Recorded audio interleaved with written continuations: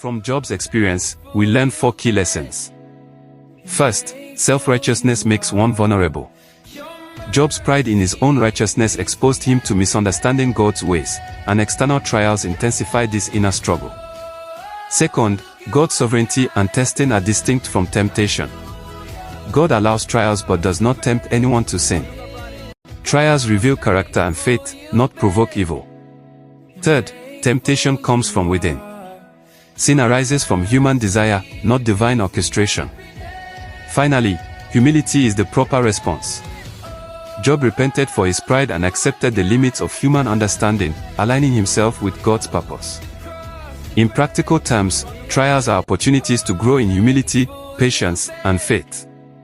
We must avoid self-righteous pride and rely on God's wisdom rather than our own understanding. Temptation should always be identified as arising from our desires, not from God or external circumstances. When we face trials, we should respond like Job, with integrity, patience, and eventual humility. Some discussion questions to consider are: how does self-righteousness affect the way we respond to trials? How do James 1 verses 13 to 14 and Job's experience help us identify the true source of temptation? How can we cultivate humility in the midst of trials?